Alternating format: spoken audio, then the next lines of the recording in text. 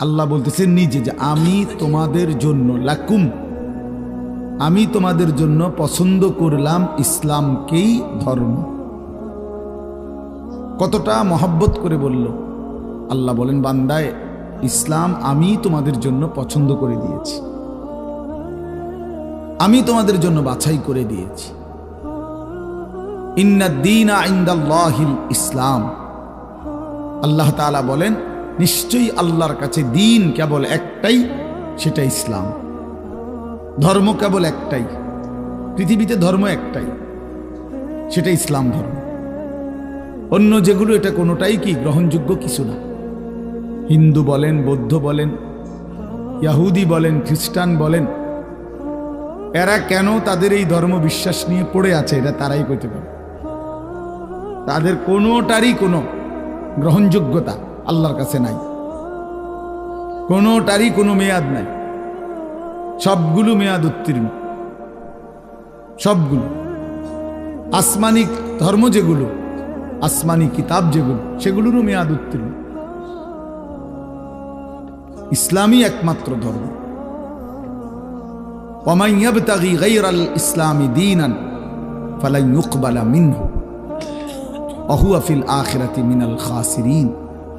আল্লাহ তাআলা বলেন ইসলামকে ব্যতীত বাদ দিয়ে অন্য যেই কোনো ধর্ম মতাদর্শকে যে নিজের জন্য গ্রহণ করবে, তালাশ করবে, ফালান ইউকবালা মিনহু, সেটা কখনোই তার থেকে আল্লাহ তাআলা গ্রহণ করবেন না, কখনোই না। লান নফি তাকিদ বলান, কখনোই না। আরবি গ্রামারের অর্থ হিসাবে এটা কখনোই গ্রহণ করবেন না। ইসলাম ব্যতীত অন্য ধর্ম থেকে পৃথিবীর সব ভালো কাজ করলেও আল্লাহ সেটা গ্রহণ করবেন আখিরাতের জন্য। একেবারে পৃথিবীর সমস্ত কল্যাণকর কাজ করলো কোনো ইহুদি খ্রিস্টান, পৃথিবীর সবগুলো ভালো কাজ সেই করলো, অথচ খ্রিস্টান, অথচ ইহুদি এই অবস্থায় মৃত্যু হলো, তো তার আখিরাত ব্যর্থ। হিন্দু বৌদ্ধ, এটা তার আখিরাত ব্যর্থ, পরকাল ব্যর্থ। হ্যাঁ, দুনিয়া ভাত মিলতে পারে, দুনিয়ায় কিছু মান সম্মান মিলতে পারে, দুনিয়ায় কিছু ক্ষমতা, প্রভাব, প্রতিপত্তি, নেতৃত্ব, কর্তৃত্ব, এগুলা মিলতে পারে, এগুলো আল্লাহ দিবে বলছে। কিন্তু আখিরাত একেবারেই ব্যর্থ। ওহুয়া ফিল আখিরাতি মিনাল খাসিরিন। আল্লাহ বলেন সে আখিরাতে ক্ষতিগ্রস্তদের অন্তর্ভুক্ত হবে। খালাস, স্পষ্ট কথা। আল্লাহ তাআলা বলেন সমস্ত কাফের বেঈমান কিয়ামতের দিন তাদের যাবতীয় কর্মকাণ্ড, তাদের জীবনের সমস্ত কর্ম মিজানের পাল্লায় যখন ওজনের জন্য দেয়া হবে, ফালা নুকিমু লাহুম ইয়াউমাল কিয়ামাতি ওয়াজনা। আল্লাহ বলেন সেটা কিয়ামতের দিন এক বিন্দুও ওজন হবে না, 100 গ্রামও হবে না, 200 গ্রামও ওজন আসবে না, কোনো ওজন হবে না। এটা ব্যর্থ, খাসারা মানে লস, ব্যর্থ। এই জন্য বললাম ভাই, এটা ইনসাফের সাথে ভাবা উচিত। ইসলামই একমাত্র ধর্ম, ইসলামই আল্লাহর পছন্দ। অনাগত কিয়ামত পর্যন্ত পৃথিবীতে ইসলামই একমাত্র আল্লাহর মনোনীত।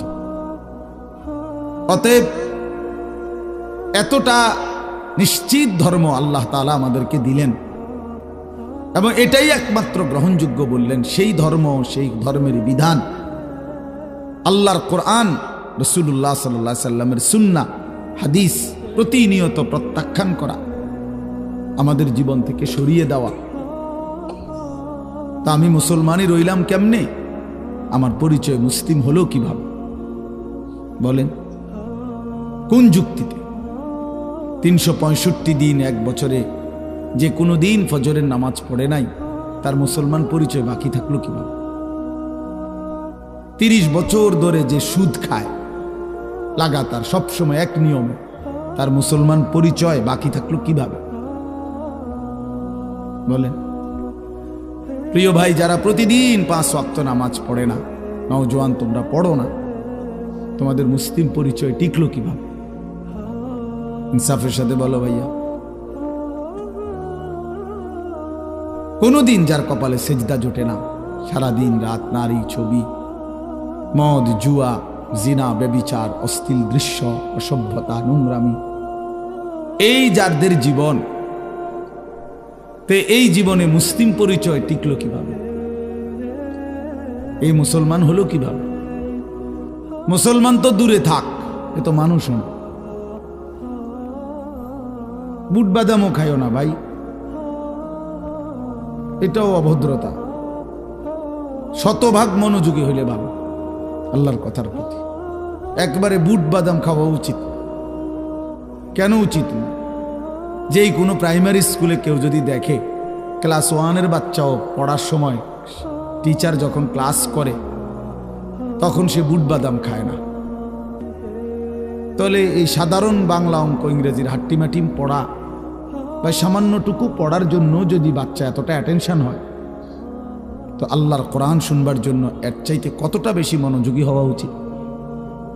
আমি আল্লাহর কথা শুনতেছি আর বুট খাইতেছি, এটা তো তামাশা না, এটা তো অবহেলা বোঝায়, অবজ্ঞা বুঝায়, গাফলতি বুঝায়, খামখেয়ালি বুঝায়। ভাইয়া, এটা শেখা উচিত, সব সময়ের জন্য এটা মনে রাখা উচিত। এই বুট বাদাম চটপটির দোকান মাহফিলের সাথে বাধ্যতামূলক বানায় নিছে। এটা দেখতে দেখতে এই রসম চালু হয়ে গেছে। এখন সব জায়গার মাহফিলে এই দোকানদারদেরকে ডিঙ্গাইয়া, ঠেল্লা, ধাক্কাইয়া, মানে কষ্ট কইরা তারপরে প্যান্ডেলে আসতে হয়, ওয়াজে আসতে হয়। মাঝ পথে অনেক ছেলে আটকায়া যায়, হয়তো রওনাই দিছিল মাহফিলে, বাবা মাও জানে, বাড়ির থেকে বলে আসছে মারে, মা ওয়াজে যাইতেছে, কিন্তু বেচারা এই চটপটি এবং বুট বাদামের দোকানে আটকায় গেছে। অফো, সামান্য 10 টাকার বুট, 30 টাকার এক প্লেট চটপটি তারে আল্লাহর কথা থেকে বঞ্চিত করে দিছে, তারে আখিরাতের সন্ধান থেকে বঞ্চিত করে দিছে। কি পরিমাণ ব্যর্থ মানুষ, কি পরিমাণ কাপুরুষ, অপদার্থ এটা। 20 টাকার কাছে হারিয়ে গেছে, 50 টাকার কাছে হারিয়ে গেছে, আল্লাহকে প্রত্যাখ্যান করে দিছে, নামাজকে পরিত্যাগ করে দিছে। বুট বাদামওয়ালার কপালেও কোনোদিন সেজদা জোটে না, কাস্টমারের কপালেও সেজদা জোটে না, চটপটিওয়ালার কপালেও নামাজের সেজদা জোটে না। আহা, বেচারার জিন্দিগিটাই চটপটি। হ্যাঁ, পৃথিবীতে আসছেই চটপটি বেচতে, পৃথিবীতে কবরে যেদিন যাবে সেদিন চটপটি নিয়েই কবরে যাবে। ওইখানে ফেরেশতাদেরকে যদি ওনারা যদি কিনে বেচা কিনা হয় হয়তো পারে। আফসুস, মানে সব প্রশ্নের উত্তরে বলবে চটপটি। মান রব্বুক, চটপটি। ওমা দীনুকা, চটপটি। ওমান হাদাল্লাযী বুইসা ফীকুম, বুট পেঁয়াজ। হ্যাঁ, বুট বাদাম। তো নাহলে সে কি বলবে? তো জানেই না, তার তো জিন্দিগি এটা, তার তো জীবনটাই অটো, তার জীবনটাই তো সিএনজি, তার জীবনটাই তো চা দোকান, তার জীবনটাই তো দুনিয়ার একটা সংসার। এই বউ বাচ্চা, স্ত্রী সন্তানের ঘর বাড়ি, দালান, বিল্ডিং, খাট পালং, ফার্নিচার, আসবাবপত্র, বাজার সদাই, এগুলোর ব্যবস্থা করা রাত দিনের, এটাই জীবন, এটাই ফিকির। মা হিয়া ইল্লা হায়াতুনা দুনিয়া নামুতু ওয়া নাহইয়া। আল্লাহ তাআলা বলেন, কাফের বেঈমানদের বক্তব্য হলো জীবন মানে শুধুই দুনিয়া, খাবো, পড়বো, বাঁচবো, মরবো, এরই নাম জীবন, খালাস, আর কিছু নাই। আর আল্লাহ বলেন, ওয়া ইন্নাদ দারাল আখিরাতা লাহিয়াল হায়াওয়ান। কাফেরদের কথা হলো দুনিয়াই কেবল, বেঈমানের কথা যে দুনিয়াই কেবল জীবন। আর আল্লাহ বলেন, আমি আল্লাহ বলছি আখিরাতই হলো মূলত জীবন। ওয়া ইন্নাদ দারাল আখিরাতা লাহিয়াল হায়াওয়ান, নিশ্চয়ই আখিরাত হচ্ছে জীবন। লাউ কানু ইয়ালামুন, আল্লাহ বলেন আমার বান্দারা যদি বুঝতো কত না ভালো হতো। হায় বান্দা যদি বুঝতো যে আখিরাতই জীবন, কত না ভালো হতো। অথচ সে শুধু দুনিয়া বুঝলো। ইয়ালামুনা যাহিরাম মিনাল হায়াতিদ দুনিয়া ওয়া হুম আনিল আখিরাতি হুম গাফিলুন। আল্লাহ বলেন, লোকেরা কেবল দুনিয়ার বাহ্যিক দিকটাই বুঝলো, মাটির উপরটাই বুঝলো, আর আখিরাতের ব্যাপারে একদম গাফিল হয়ে রইল। দুনিয়ার সব জিজ্ঞাসা করলে বলতে পারে, কিন্তু 4টা সূরা জিজ্ঞেস করলে বলতে পারে। দুনিয়া সব জিজ্ঞেস করলে বলতে পারে, আত্তাহিয়াতু দোয়ায়ে কুনুত শুদ্ধ করে পড়তে পারে, বলতে জানে। একটা লাইন আল্লাহর কোরআন দেখে দেখেও শুদ্ধ পড়তে পারে। আফসুস, ইন্নাল্লাযী লাইসা ফি জাওফিহি শাইউম মিনাল কোরআন কাল বাইতিল খারিব। যে একটা পৃষ্ঠা কোরআন শরীফ দেখে দেখেও শুদ্ধ পড়তে পারে না, এই নাফরমানের কলিজাটা কি, জিন্দিগিটা কি? নবীজি বলছেন, যার কলিজার মধ্যে কোরআনুল কারীমের কিছু অংশও নাই, আল্লাহর কসম নবী বলেন, কাল বাইতিল খারিব, ওই অন্তর, ওই মানুষের অন্তর হলো বিরান ঘরের মতো, বিরান বাড়ি, সারা বাড়ি, আলগা বাড়ি, যে বাড়ি মানুষ এখন ফেলে দিছে, এখন আর সেখানে থাকে না, এমনি আলগা ঘর, কোনাকানি ভাঙ্গা টেঙ্গা গেছে, এখন নতুন ঘরে উঠে চলে আসছে, এটা আলগা ঘর পড়ে গেছে, পড়ে রইছে। এরকম বিরান ঘরে, যে ঘরে মানুষ থাকে না এখন আর, কুকুর থাকে, বিড়াল থাকে, সাপ থাকে, বিচ্ছু থাকে, কেঁচো থাকে, টিকটিকি থাকে, পিঁপড়া থাকে, ইত্যাদি ইত্যাদি, এরকম কুকুর, বিড়াল, সাপ, বিচ্ছুর ঘর এখন মানুষ থাকে না। আল্লাহর কসম, চাচাদেরকেও বলি, বাবাদেরকেও বলি, বয়স্কদেরকেও বলি, যারা আল্লাহর কোরআন পড়তে পারেন না, চাচা মিয়া, জ্যাঠা মিয়া, আমনেগরেও বলি, ছেলেরা তোমাদেরকেও বলি, আল্লাহর রাসূল বলছেন, ওই মানুষটার দিলে মানুষ বসবাস করে না, জানোয়ার বসবাস করে, কুকুর, বিড়াল, সাপ, বিচ্ছু বসবাস করে ওই দিলের মধ্যে। ওই দিলে মানুষ বসবাস করে না। কাল বাইতিল খারিব, ওটা খারবান, খারবান। সৌদি আরব যারা কেউ যদি কেউ থাইকা থাকেন, মধ্যপ্রাচ্যে, আরব দেশে ছিলেন, তারা তো এটা বুঝবেন যে খারবান, আল্লাহ খারবান মানে এটা নষ্ট, বাদ, খারবান বাতিল। আর কি এটা? এই খারবান, এই লোক খারবান। নবীজি বলছে, এই লোক ফালতু, এই লোক একেবারে আকামলা, এই ভাত খাইছে, আর বন খাইছে, আর বিড়ি খাইছে, আর গপ মারছে, এই জিন্দিগি। এক জীবন ভাত তরকারি খাইছে, শেষ বয়সে আর বন আর বিড়ি খায়, আর সাদু আর গপ, কাম নাই। ওরা কিছু জানে না, ওরা কি পড়বে? ও তো আখেরাতেই চিনে না। হে চিনেই সাদু কাম, উনি চিনেই বন বিড়ি, উনি চিনেই গল্প স্বল্প। আস্তাগফিরুল্লাহ। আল্লাহ আমাদেরকে মাফ করে দেন, আল্লাহ আমাদেরকে বুঝ দান করেন। এই জন্য দোস্ত, আমি প্রথম যে কথাটা বলে শুরু করলাম, অর্থ হইল, এই কথাটা বলতে চাচ্ছিলাম যে ইসলাম তাহলে কার জন্য, কোরআন কার জন্য? ফাবিআইয়ি হাদিসিন বা'দাহু ইউমিনুন। আল্লাহ তাআলা বলে, বান্দা, ফাবিআইয়ি হাদিসিন বা'দাহু ইউমিনুন। এই কোরআনকে দেখাইয়া আল্লাহ বলছে, বান্দা বলো তো, এরপরে ফাবিআইয়ি হাদিস, আর কোন কথা এই কোরআনের পরে আমি আল্লাহ বললে তুমি আমার কথা মেনে নিতা? এর চাইতে দামি আর কি বললে?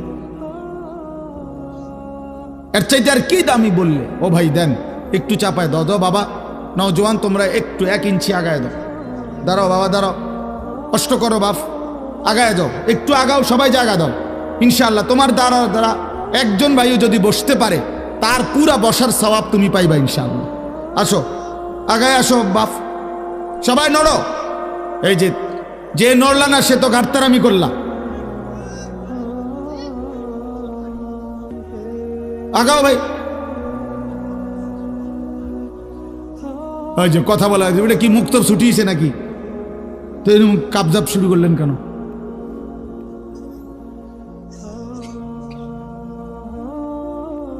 এই চাচার জায়গাটাতে আরো 2জন ঢুকো ভাই, নওজোয়ান, ওই যে লাল সোয়েটার ভাই, আপনি এদিকে আসেন। শুনতেছো না ভাই? তুমি ওই যে চাচার সামনে যাও।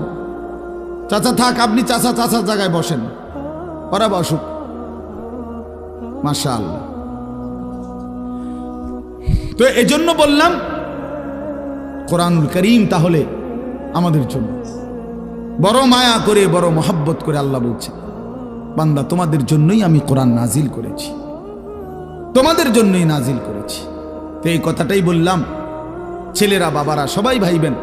আল্লাহ জিজ্ঞেস করছে বান্দা, ফাবি আইয়ি হাদিসিম বাদাহু ইউমিনুন, এরপরে আর কোন কথা, আইয়ি হাদিস কোন কথা, বাদাহু এই কোরআনের পরে আমি বললে তুমি কোন কথা বললে ঈমান আনতা, বলো বান্দা। কোরআনের চাইতে দামি আর কি বলতাম? জিব্রাইলের চাইতে দামি আর কাকে দিয়ে পাঠাইতাম? মুহাম্মদ আরবি আমার বন্ধুর চাইতে প্রিয় আর কার কাছে দিতাম?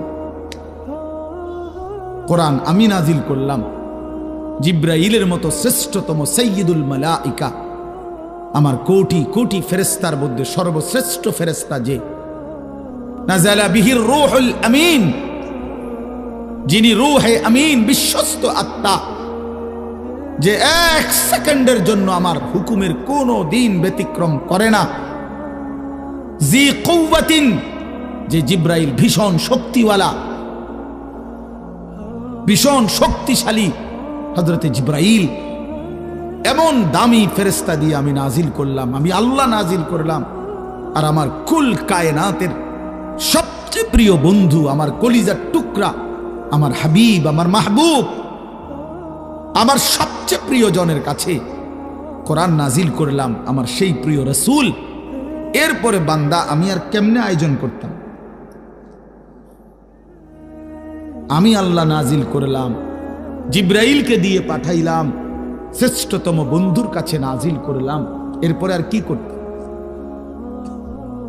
রাসূলকেও পাত্তা দিলা না, আমাকেও পাত্তা দিলা না, জিব্রাইলকেও পাত্তা দিলা না, তাহলেও বান্দা কি করলা?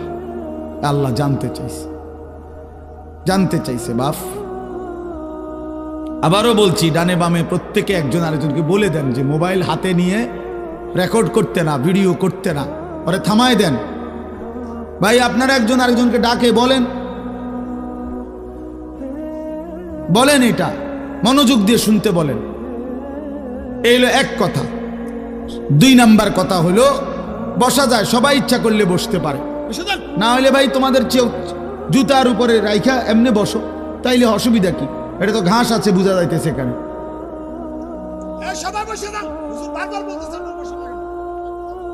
বলো ভাই, বসো বসো বসো বাবা।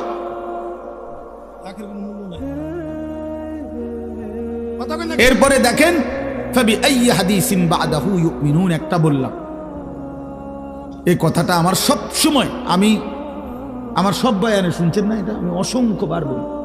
এই কথা আমার বেশি দিলে লাগে যে আল্লাহ পাক কেমনে কইলেন মায়া করে যে বান্দা, এরপরে আমি আর কোন কিতাব নাজিল করতাম? বলো না বান্দা, আমি আর কোন কথা বলতাম? আমার মতো মাওলা, আমার মতো মালিক, আমি আর কি বলতাম বলো? আমি আর কেমনে বললে তুমি মানতা? ওফো, এই কথা যদি সামনাসামনি বলে কি অবস্থা হবে দোস্ত? আল্লাহ যেদিন সামনে নিয়ে বলবে, হাদিসে স্পষ্ট আছে, আল্লাহ নবী সাল্লাল্লাহু আলাইহি সাল্লাম বলেন, ইন্নাল্লাহা সায়ুকাল্লিমু, আল্লাহ তার প্রতিটি বান্দার সাথে আলাদা, আল্লাহর কসম নবী বলছে কথা বলবেন একজন একজন করে, লাইসা বাইনাহু ওয়া বাইনাহু তারজুমান, আল্লাহর মাঝে আর বান্দার মাঝে কথাটা বুঝাইয়া দেওয়ার জন্য কোনো দোভাষী ফেরেশতাও থাকবে না, কেউ না, শুধু মাওলা, শুধু তার বান্দা। একা একা জিজ্ঞেস করে, একজন একজন করে, ওয়া কুল্লুহুম আতিহি ইয়াউমাল কিয়ামাতি ফারদা, কোরআন শরীফের আয়াত। আল্লাহ বলেন সকলেই আল্লাহর কাছে কিয়ামতের দিন আসতে হবে, ফারদান আই ওয়াহিদান, একজন একজন। ফারদান অর্থ কি? একজন একজন, ওয়াহিদ ওয়াহিদ, একজন একজন করে দাঁড়াইতে হবে। ফাওয়ারাব্বিকা লানাসআলান্নাহুম আজমাইন আম্মা কানু ইয়ামালুন, আল্লাহ বলে বান্দা কসম করে বললাম, আমি আল্লাহ আমার কসম খাইলাম, আমি আল্লাহর কসম খাইয়া বললাম, আমার জাতের কসম, আমার সিফাতের কসম, আমার অস্তিত্বের কসম, আমি কিন্তু তোমাদেরকে জিজ্ঞেস করব। লানাসআলান্নাহুম আজমাইন, আমি ছাড়বো না বান্দা। তুমি আমার রহমান নামে না শুনছো, আমি দয়ালু। তুমি শুনেছো আমি রহিম, আমি দয়ালু দয়াবান, কিন্তু তুমি কি জানো না এই দুইটাই শুধু যে আমার নাম তো না, আমার তো 99টা নাম। আমার বাকি নামগুলোর অর্থ কি সেটা জিজ্ঞাসা করল না? হ্যাঁ, এই দুইটা নামে না বুঝলা আমি দয়ালু, কিন্তু আমি যে জব্বার, আমি যে কাহার, আমি যে আজিজ, আমি যে জুনতিকাম, আমি যে শদীদুল ইকাব, সরিউল হিসাব, এগুলোর অর্থ কি? আমি যে প্রচন্ড প্রতিশোধ গ্রহণকারী, আমি যে প্রবল প্রতাপান্বিত রাগান্বিত, আমি আল্লাহ যে অপরিসীম ক্ষমতার অধিকারী, আমি যে দ্রুত হিসাব গ্রহণকারী, আমি যে কঠোর শাস্তিদাতা, তুমি কি সেই কথাগুলো শোনো নাই? কি দোস্ত, প্রিয় ভাই, ভাবতে শিখো, ভাবতে শিখো দোস্ত, ভাবতে শিখো। আমি পুরো ইসলাম শিখাবার জন্য এক ওয়াজে আসি নাই, শুধু দিল জাগাইতে আসছি। দিল জাগা, আমি একেবারে হিসাব করার সময় কোনোভাবেই, মাওলানা ইলিয়াস ভাই জানে, এই জন্য কিছু করার না। আমি কোনোভাবেই, এটা আমার জন্য উচিত না যে উনি ওয়াজ করতেছেন আমি আইসা উঠে যাওয়া, কিন্তু আমার কোনো উপায় নাই। উনি নিজেও জানে আমার সারা দিনের সকাল ঘুম থেকেও, আজকের ফজর থেকে নিয়ে আমি এই পর্যন্ত কোথাও ঘুমাই,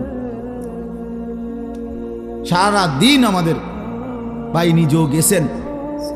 হেফাজতে ইসলাম বাংলাদেশ কুমিল্লা জেলার আমাদের বিশাল সম্মেলন ছিল, সারা দিন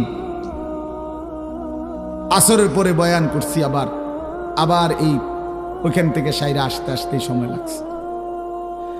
তো এই জন্য বললাম দোস্ত, ভাবনা জাগাইতে আসছি এই অল্প কদ্দূরে, যেখানে যে দূর পারা যায়, আর কিছুই করার, মন মতো লম্বা বয়ান করার সময় আমার হাতে নাই। এই জন্য দোস্ত, আমার বন্ধু, আমার ইসলাম আমি আবারও জানতে চাই, শুরু করছি।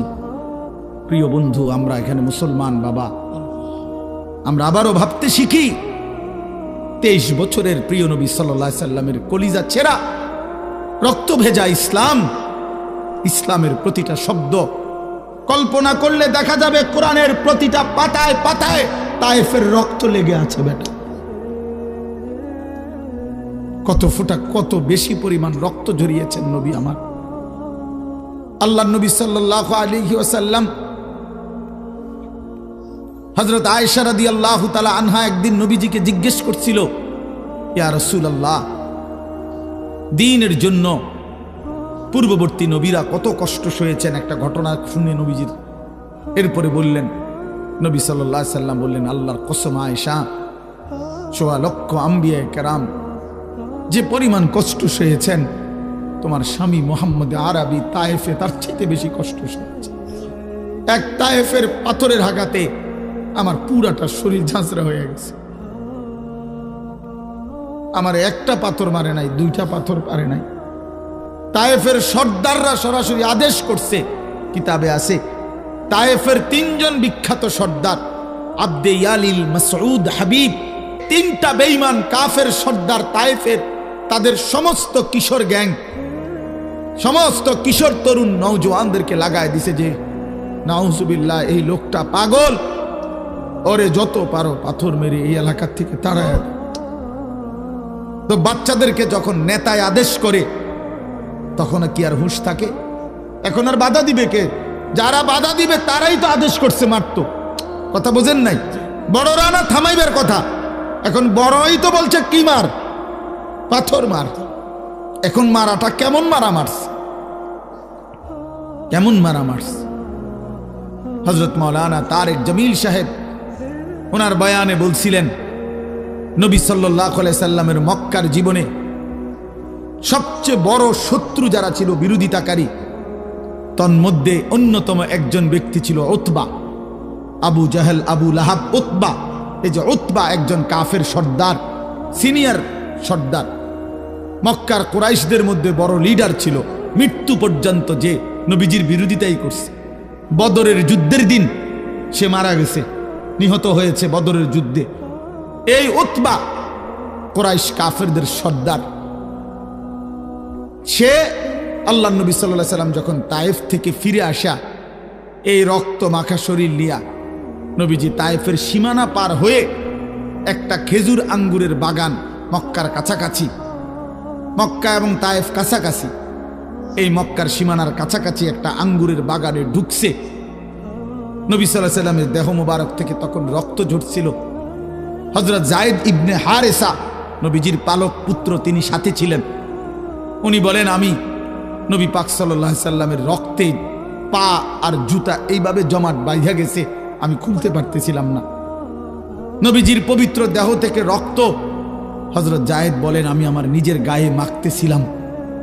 এই সময় এই বাগানে বসা অবস্থায় নবীজির এই দুশমন উতবা, এই উতবা এই বাগানের মালিক ছিল।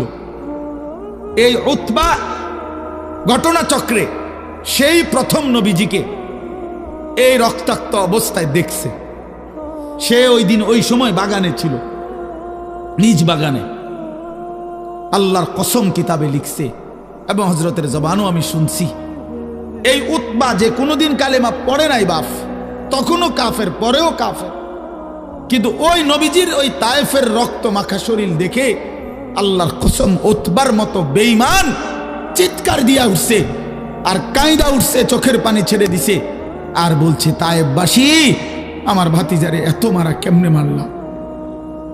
11 বছর আমরা তার বিরোধিতা করি। নবীজি 11তম বছর নবুয়তের তায়েফ গেছিলেন।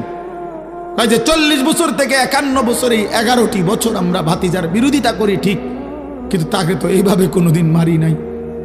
এক এতিম ভাতিজারে এমনি মারলা, মানুষ বুঝি দুশ্মনকে এভাবে মারে? কাফেরের কলিজা পর্যন্ত বেটা চোখের পানি চলে আসছে।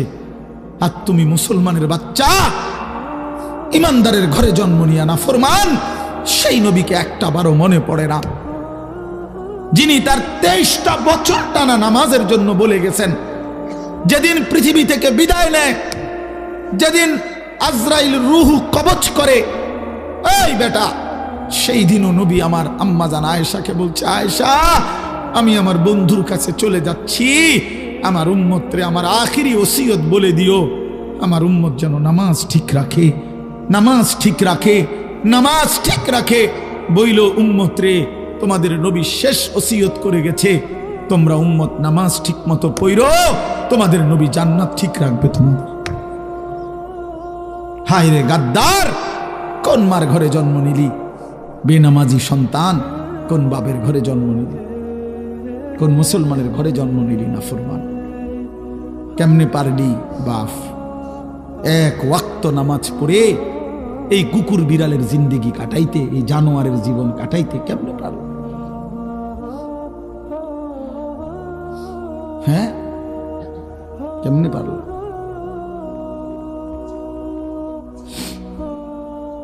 জিন্দেগি বুঝি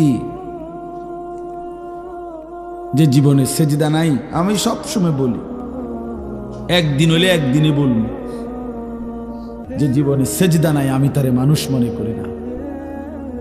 যে কপাল সেজদা দেয় না সে মানুষ না, সে জানোয়ার। ইনহুম ইল্লা কাল আনআম, সে চতুষ্পদ জন্তু।